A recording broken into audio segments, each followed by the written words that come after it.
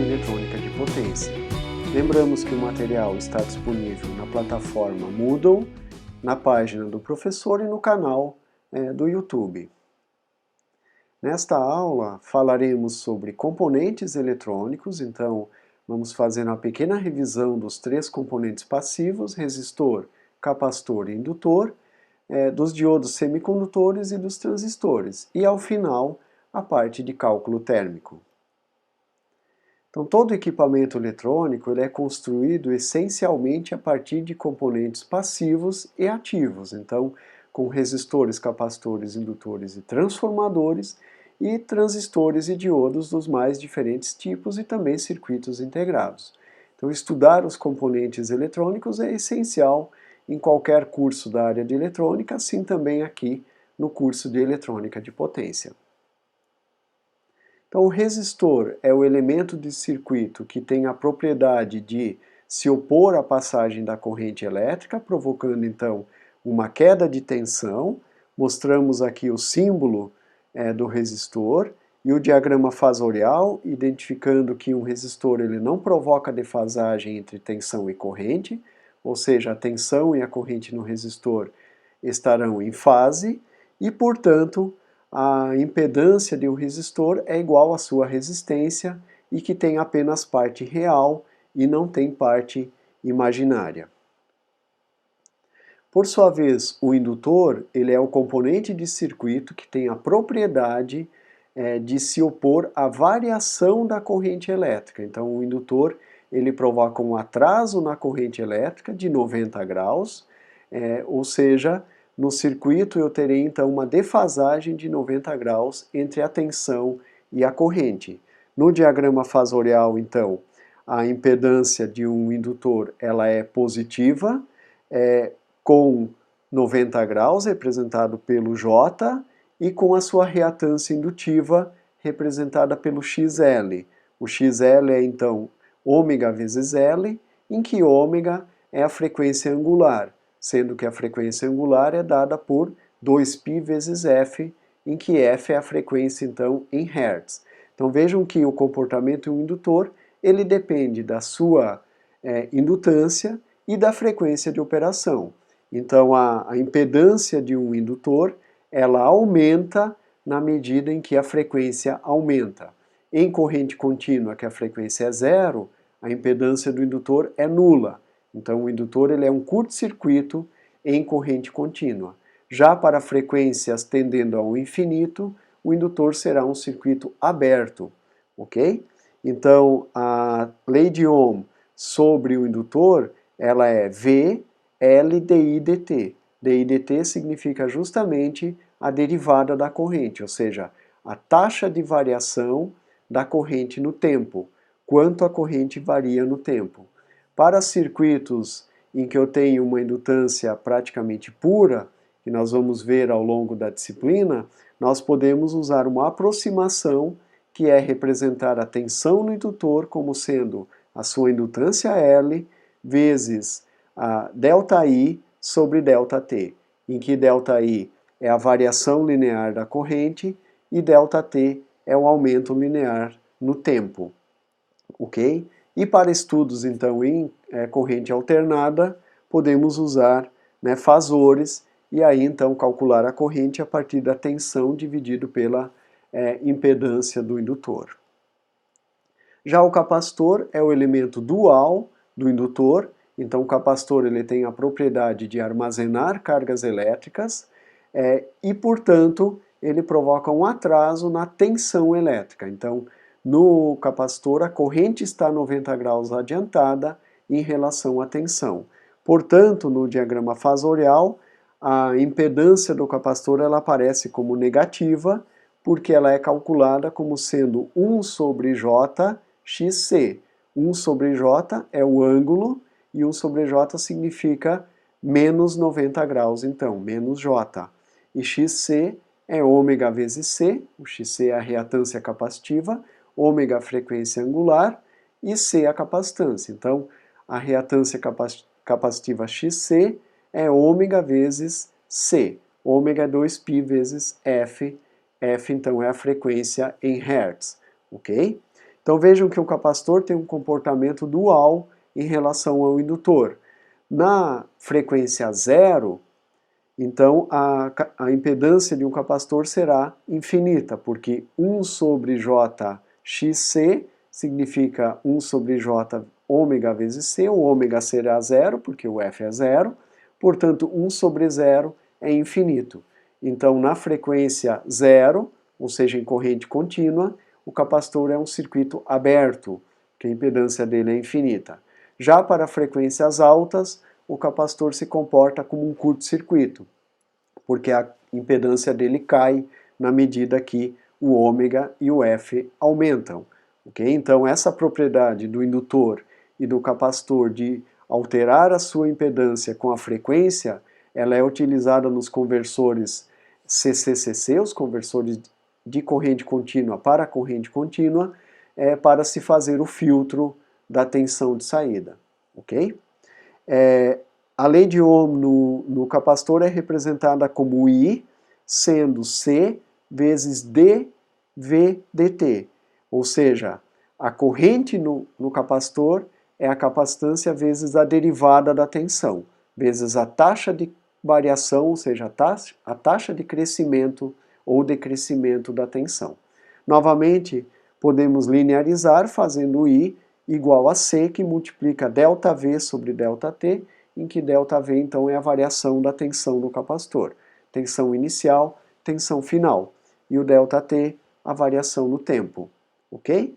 E se formos trabalhar então em CA, em regime permanente, podemos usar fasores, e aí a corrente será então I igual a V sobre ZC, que é a impedância no capacitor. Ok? Então esta foi uma pequena revisão breve dos três elementos resistor, capacitor e indutor, né? Sendo que o resistor não provoca defasagem, o indutor ele atrasa a corrente e o capacitor atrasa a tensão. Tá?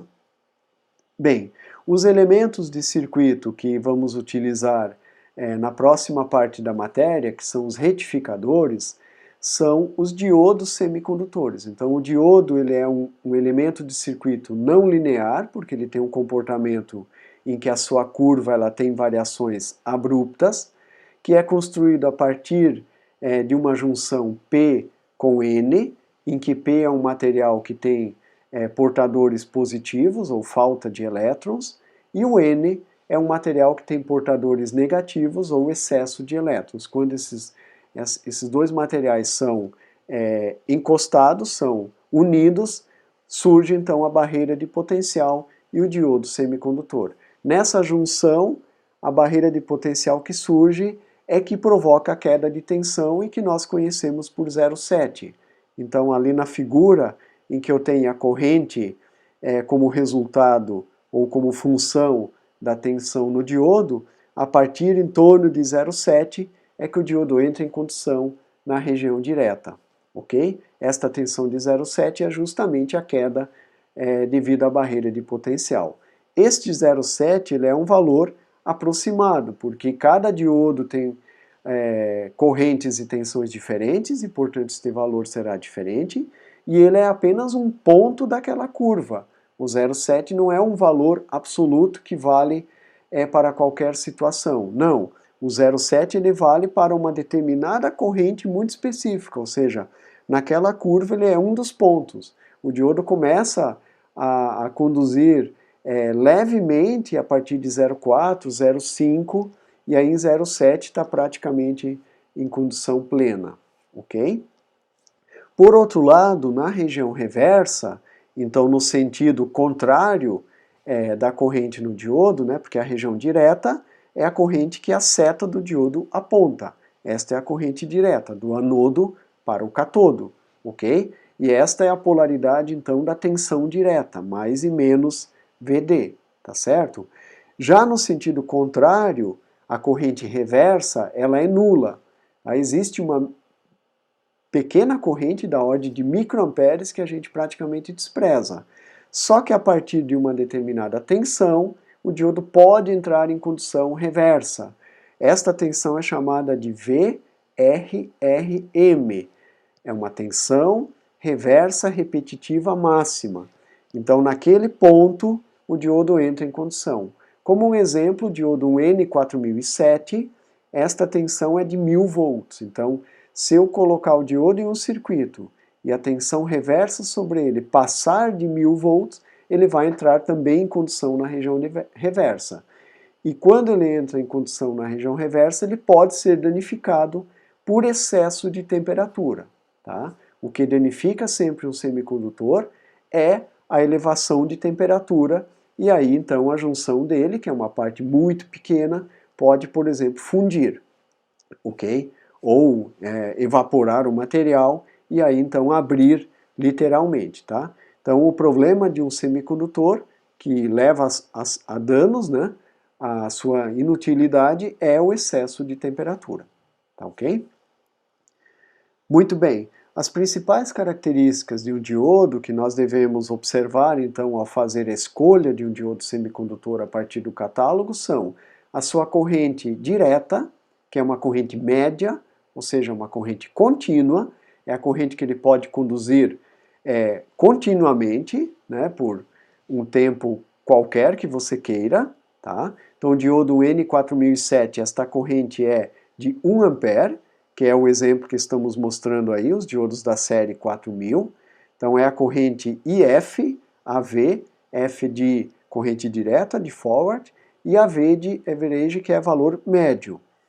Então 1 ampere é a corrente média deste diodo. Tá? Ele pode suportar por alguns instantes uma corrente muito maior que a corrente direta máxima e que ocorre, por exemplo, quando a gente liga uma fonte na rede, né? Então a carga dos capacitores acaba suprindo uma corrente muito maior e o diodo suporta esta corrente, tá? Para estes diodos da série 4000, esta corrente é de 30 amperes.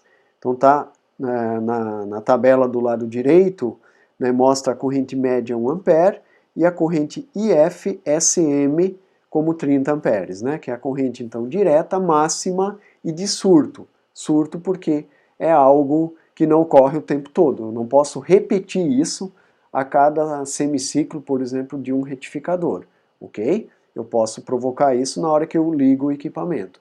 Bom, como é que eu sei quanto tempo eu preciso? Na verdade, até o diodo esfriar. Porque quando eu apliquei essa corrente de 30 amperes, o diodo aqueceu e aí eu tenho que ter um tempo suficiente até a temperatura dele voltar à temperatura normal de operação, ok? Aí eu posso aplicar esse pulso, esse surto novamente, tá? Então depende da questão térmica, tá ok? A queda de tensão direta é um parâmetro importante também. Então para os diodos da série 4000 é 1.1 volt, então vejam que não é 0,7, é 1.1, ou seja, a queda de tensão é mais alta, tá? Se eu tiver então circulando pelo diodo uma corrente de 1 ampere e ele estiver com uma queda de 1.1, significa que a potência neste diodo, neste momento, será 1.1 watt, que é 1 ampere vezes 1.1 volt, tá? Então é a potência que ele está processando neste momento, ok? E finalmente a outra característica é a tensão reversa que esse diodo suporta, porque isso é importante porque eu preciso escolher o diodo adequadamente para não entrar em condição reversa. O diodo que nós usamos e que opera na região reversa é o diodo Zener. Aqui estamos falando do diodo para retificação, por exemplo, e aí eu não quero que ele entre em operação na região reversa, porque aí eu não teria um retificador, tá ok? E também aparecem outros dados no catálogo, que são a temperatura da junção e outras características que vamos falar na parte térmica mais ao final da aula. Vejam que os diodos da série 4000, eles vão desde 50 volts até 1000.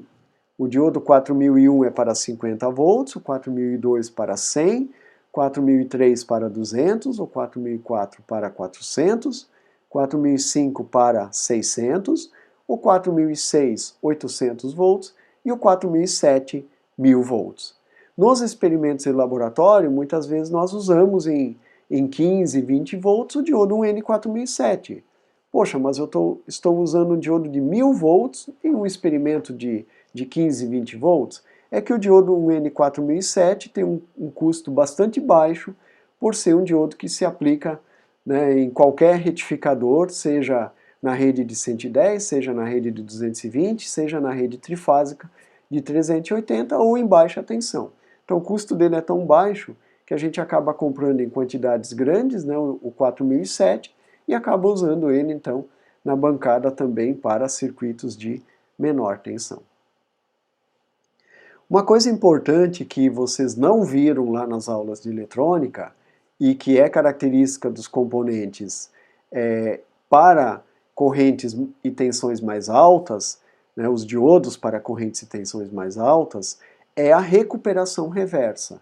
Todo diodo tem recuperação reversa, só que esse efeito em diodos para correntes pequenas, então nos circuitos de comunicação, de processamento de dados, etc., esse efeito não é significativo e não é abordado. Aqui em eletrônica de potência ele é importantíssimo, porque observando aquela imagem de osciloscópio, vocês podem ver que aquele exemplo é para uma corrente da ordem de 2 amperes, em que aquele pico maior negativo, ele está na ordem de 2, 4, 6, 8, 10 amperes. Então, o diodo que está conduzindo 2 amperes, aproximadamente, pode ter um pico de recuperação reversa da ordem de 10. Isso pode ser maior ainda. O que é esse pico de corrente de recuperação reversa? Quando um diodo está comutando, ele estava conduzindo, ele tinha uma queda de 0,7 volts e ele é levado ao bloqueio. Quando ele é levado ao bloqueio, ele fica com a sua tensão reversa normalmente igual à tensão da fonte. Então a barreira de potencial, ela tem que ser rearranjada com os portadores então fluindo pelo circuito para uma tensão que era da ordem de 1 ou 0,7 volts direta se tornar uma tensão reversa com uma amplitude muito maior. Então estas cargas que fazem esta alteração na barreira de potencial é que são a corrente de recuperação reversa, tá ok? E ela pode ser muito alta, então, dependendo da tecnologia do diodo, tá? Então, os diodos podem ser comprados e escolhidos em função da sua recuperação. Diodo de recuperação padrão é o diodo, então, convencional que a gente adquire para usar em retificadores. Existem os diodos de recuperação suave, em que você tem um pico muito menor de recuperação reversa, mas um tempo que ele leva para comutar maior. Tá? Os diodos de recuperação rápida, os FAST, eles têm então um tempo muito pequeno, eles são diodos muito velozes, muito rápidos, só que esse pico de recuperação pode ser maior ainda, pode ser muito alto. Tá? E diodos mais recentes, que são tecnologias mais recentes, que não têm recuperação reversa. Então, o diodo de carbeto de silício, ou silicon carbide, ele é um diodo que a recuperação reversa é praticamente desprezível. Tá? Ela é muito pequena e, portanto, o fabricante afirma que ela pode ser desprezada. É lógico que aqueles diodos têm um custo maior, ok? Os tiristores são, então, diodos que têm um terminal de controle, porque o diodo ele não tem terminal de controle. Uma característica importante é um diodo entra em condução quando ele está diretamente polarizado, ok? Quando a tensão do circuito que o polariza é maior do que a tensão da barreira de potencial. Quando que um diodo bloqueia? Quando eu aplico tensão reversa? Não. O diodo bloqueia quando a corrente neste componente se torna zero. Ou seja, quando pelo comportamento do circuito a corrente se torna nula, o diodo bloqueia. Tá ok? Isto vale também para o tiristor com uma diferença importante, que é o terminal de gatilho. Então o tiristor ele tem um gate, que é um terminal de controle chamado gatilho. Então para que o tiristor entre em condução, eu preciso ter duas condições: estar polarizado diretamente e ter corrente no gatilho. Se isso acontecer, ele entra em condução. Quando que ele bloqueia? Quando a corrente se torna nula, igual ao diodo. tá? Então, um tiristor SCR é um diodo retificador de silício, representado aí na imagem. Então, é um diodo com um gatilho. Já para usar em corrente alternada, por exemplo, para fazer um controle de temperatura de um ferro de soldar ou algo assim, eu preciso condução nos dois semiciclos. Então se utiliza o triac, que é um tiristor bidirecional, tá? Mostrado na imagem inferior. Tem um gatilho também, tá? E tem outros componentes que a gente vai ver mais à frente no curso, que são diac ou sidac, que são tiristores com dois terminais sem gatilho, que entram em condução a partir de uma certa tensão em que eles estão submetidos. Tá? A curva de um tiristor ela é muito parecida com a curva de um diodo, desde que você tenha, então, corrente no gatilho. Tá? E aí, então, na região direta, a curva é igual a de um diodo semicondutor. Já os transistores, que são então os componentes em que nós controlamos a entrada em condução e o bloqueio. Então o transistor a gente pode controlar completamente. O tiristor nós controlamos a entrada em condução pelo gatilho. O diodo nós não controlamos, ele não tem terminal de controle.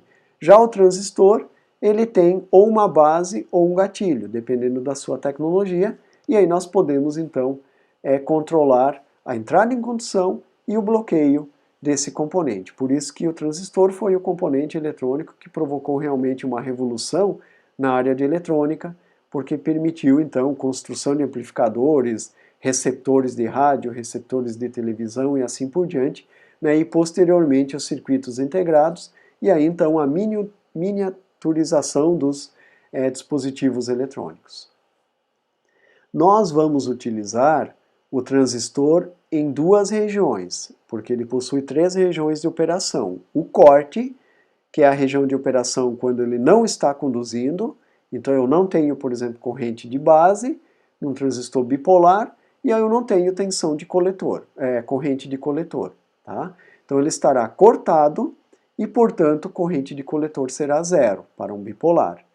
E aí ele estará então com uma tensão coletor-emissor provavelmente igual à da fonte. Tá? Tem a região ativa, que é a região utilizada para a construção de amplificadores, que é a região linear, em que uma variação linear na corrente de entrada vai provocar a mesma variação com ganho de escala na corrente de saída. Então, se eu aumento 10% a corrente de base, a corrente de coletor vai aumentar 10%, só que com os seus valores multiplicados pelo ganho do transistor, ok? Já na saturação, então o transistor está conduzindo completamente e está saturado. Significa que está circulando uma corrente alta por ele e eu tenho uma queda de tensão chamada de VCE-SAT, no caso do transistor bipolar, ok? Por que nós não vamos usar os transistores na região ativa? Porque a perda é muito alta, porque eu tenho queda entre coletor e emissor e corrente alta circulando, o que vai ocasionar uma potência alta. Tá? Então nós vamos utilizá-lo no corte como chave aberta e vamos utilizá-lo na saturação como uma chave fechada. Ok? Quais são as tecnologias principais que nós utilizamos? O BJT, que é o transistor bipolar de junção, que vocês estudaram e viram ao longo do circuito, ainda é utilizado, apesar de ter perdido bastante mercado, porque ele tem algumas desvantagens, mas ainda é usado em algumas aplicações. O MOSFET, que é uma tecnologia, então, baseada no efeito de campo, então a construção dele é diferente, é baseado nos transistores do tipo FET, que são transistores de efeito de campo, em que eu tenho um comportamento um pouco diferente, que vai ser explicado em seguida. O IGBT, que é um misto, né, entre MOSFET e bipolar, e aí mais recentemente transistores FET que utilizam também o silicon carbide para ter um diodo intrínseco melhor, né, um diodo com recuperação reversa praticamente nula ou desprezível, e mais recentemente ainda os transistores do tipo GaN, que são transistores de nitreto de galho, que podem operar com frequências muito altas. Então, são os transistores que permitem operar com as maiores frequências, ou seja, reduzir significativamente os circuitos. Então, quais são as diferenças essenciais entre as três tecnologias que basicamente nós usamos? O bipolar, o MOSFET e o IGBT. Então, o transistor bipolar, a corrente de coletor, que seria a corrente principal, ela é controlada pela corrente de base. A corrente de base vezes o ganho beta é que dá a corrente de coletor. Então, a gente fala que a corrente coletor é controlada pela corrente de base. Qual é o problema disso? Em eletrônica de potência, imagine que eu tenha um transistor para 1000 amperes. Se o ganho dele for 100, então eu tenho uma corrente base de 10 amperes. 10 amperes é uma corrente alta, não é sinal. Então eu preciso um circuito na base que já é um circuito de alta potência. Isso é uma desvantagem, ok? E tem mais um ponto. Transistores para corrente muito altas, o ganho é baixo. E aí, se esse transistor for para 1000 amperes, o ganho não vai ser 100, o ganho vai ser 10 ou 20. E aí eu vou precisar a corrente 100 amperes na base, o que seria um absurdo. Então fica inviável usar transistores bipolares pela maneira como eles são acionados, porque eles são acionados a partir da corrente de base, ok? Por sua vez, ele tem uma vantagem, que é a perda. A perda no transistor bipolar é a tensão coletor-emissor de saturação vezes a corrente de coletor. Vejam que é uma relação direta e que, na medida que aumenta a corrente coletor, aumenta linearmente a perda. Por sua vez, o MOSFET e o IGBT são diferentes. Eles se baseiam no efeito de campo. Então, o que é o efeito de campo? Quando eu aplico uma tensão entre gate e source, entre o gate e a fonte, o gatilho e a fonte, então este campo elétrico é que vai provocar alteração no canal e, consequentemente, o fluxo de cargas. Então eu tenho o canal aberto ou o canal fechado. Se o canal está fechado, ele está cortado. Se o canal está totalmente aberto, eu tenho a circulação de grande quantidade de corrente e ele está saturado. Então, o controle da corrente de dreno, que é a corrente, digamos, do lado de potência, é feito pela tensão de gatilho. Esta é a grande vantagem, porque não importa qual é a corrente de dreno, a tensão de gatilho sempre será a mesma. Eu não preciso 1000 volts para acionar um MOSFET só porque a corrente de dreno dele é alta. Não. A partir de 4, 5 volts ele começa a conduzir. Normalmente em potência a gente usa 14, 15 volts de tensão de gatilho e esta tensão vale para qualquer nível de corrente de dreno. Então esta é a grande vantagem tanto do MOSFET como do IGBT. Eu controlo esses componentes pela tensão de gatilho dos mesmos, ok? Qual é a desvantagem do MOSFET? A potência, porque o MOSFET ele é modelado, ele é representado por uma resistência interna. Essa resistência é o RDS, a resistência entre dreno e source. Quando ele está conduzindo, a gente chama essa resistência de RDS on. É a resistência que aparece no catálogo, pode ser da ordem de alguns miliohms ou pode ter alguns ohms também. A perda, então, pelo fato de ele ser representado por uma resistência, é dada pela resistência vezes a corrente ao quadrado. E aí está o problema. Se a corrente é 1 ampere, eu multiplico por 1 ao quadrado é 1. Só que se a corrente é 10, 10 ao quadrado é 100.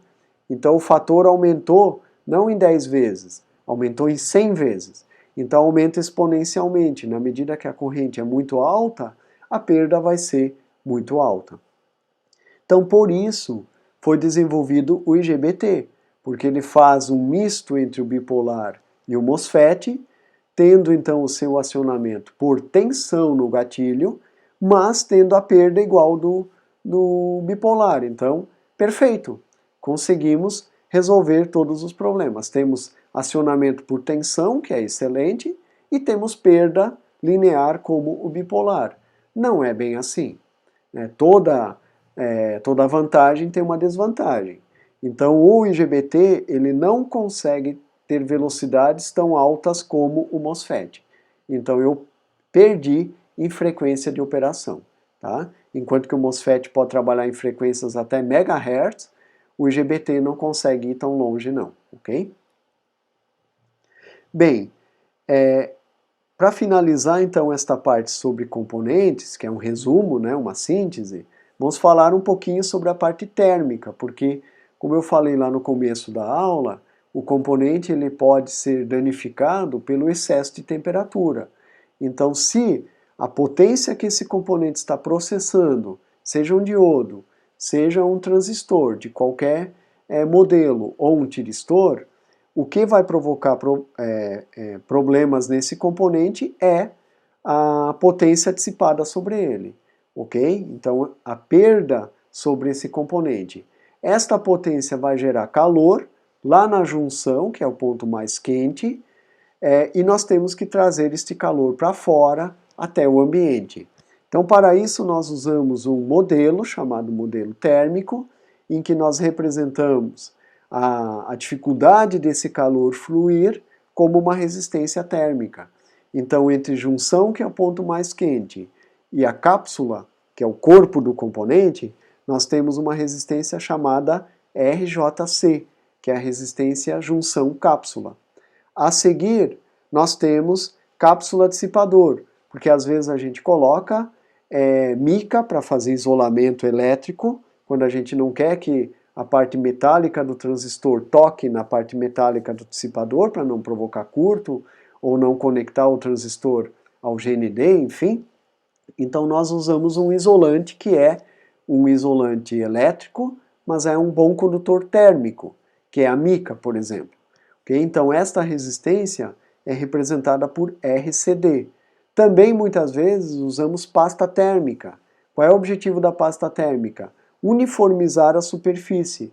Então melhorar o contato térmico entre a cápsula e o dissipador, por exemplo. Então não se passa em excesso, se passa uma camada muito leve, que é apenas para deixar a superfície mais uniforme e melhorar o contato térmico. Se eu coloco uma camada muito espessa, eu estou adicionando mais um elemento que vai dificultar a passagem, a saída do calor da junção para o ambiente. E finalmente, o dissipador ele é o elemento que fica então entre a cápsula e o ambiente. Esse dissipador ele tem o objetivo de aumentar a área de dissipação, ou seja, a área de contato entre a cápsula e o meio, que normalmente é ar. O ar não é um bom condutor térmico, então por isso que eu preciso ter uma área maior, metálica, por exemplo, que os metais são bons condutores térmicos, e aí tendo uma área maior eu consigo fazer o calor então fluir e ir circular, né, para o ambiente de maneira mais fácil, tá ok? Então o modelo térmico que nós usamos, a equação é bastante simples. A diferença de temperatura entre a junção e o ambiente é o produto da potência com a resistência térmica. Então resistência vezes potência, nesse caso térmica, ok? Provoca um aumento de temperatura, tá joia? Então aqui temos um exemplo. Um diodo 4007 que tem uma queda de 1,1 volt, conduzindo 0,9 amperes. Se ele está conduzindo 0,9 amperes, então a perda vai ser da ordem aí de 1 watt, 0,99, né? A temperatura ambiente é 30 graus Celsius e a resistência térmica entre junção e ambiente é 50 graus Celsius por watt, ok? Sabemos que a temperatura máxima na junção é 175 graus Celsius, então vamos verificar se precisa dissipador? Ok, então vamos lá. Então calculamos a potência, 0,99 watts, agora vamos calcular a temperatura na junção. A temperatura na junção será a temperatura ambiente mais a elevação que o componente está produzindo. Então vai ser o 30, que é a temperatura ambiente, mais 50, que é a resistência térmica, vezes a potência 0,99. Isso vai dar então 79,5 graus, que é bem menor que 175, então não tem problema nenhum. Veja que para nós, humanos, 80 graus vai ser uma temperatura alta. Para o semicondutor, não. Ele pode operar tranquilamente com esta temperatura lá na junção. Um outro exemplo, um MOSFET, modelo IRF 540, está conduzindo 20 amperes, vejam que é uma corrente alta. A temperatura ambiente agora é 40 graus, ele tem uma resistência interna quando está conduzindo de 44 miliohms e a temperatura máxima na junção é 175. Inicialmente calculamos a potência, vai ser então a resistência vezes a corrente ao quadrado, 44 mili vezes 20 amperes ao quadrado vai dar 17,6 watts, vejam que é uma potência razoável, ok? E agora vamos ver a elevação de temperatura. A temperatura na junção vai ser 40, que é a temperatura ambiente, mais 62, que é a resistência térmica, vezes a potência 17,6. Isso vai dar mais de 1000 graus Celsius, ou seja, adeus MOSFET. Esse MOSFET vai desaparecer, né? Com essa temperatura é inviável, com certeza não vai ficar correto, ok? Então, temos que escolher um dissipador. Bom, inicialmente, então, o que vamos fazer é calcular a resistência entre junção e ambiente para que eu possa ter os 175 graus lá na junção, porque 62 graus Celsius por watt é uma resistência térmica muito alta. Isso significa que o calor não consegue fluir adequadamente da junção para o ambiente. É uma resistência muito grande. Eu preciso diminuir esta resistência. Então, inicialmente, eu vou calcular qual é o valor máximo que eu posso ter.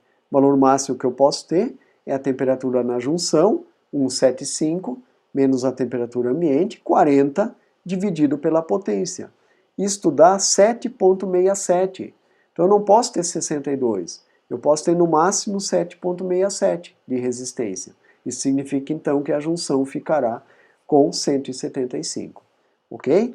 Então, com esta resistência máxima, que é a soma de todas as resistências térmicas que eu tenho no caminho, eu consigo identificar que a resistência entre dissipador e ambiente vai ser o total, que é a resistência máxima, menos a resistência entre junção e cápsula, menos a resistência entre cápsula e dissipador, ok?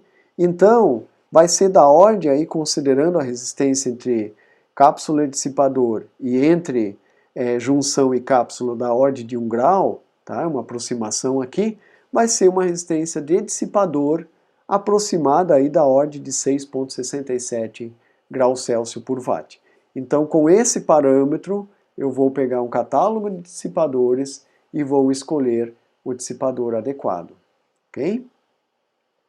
Na próxima aula, então, a gente inicia a revisão ainda dos componentes e dos circuitos retificadores, né? Começando com o retificador de meia onda com carga resistiva, a seguir, juntos na mesma aula, retificador de meia onda com carga mista e os retificadores, então, de onda completa.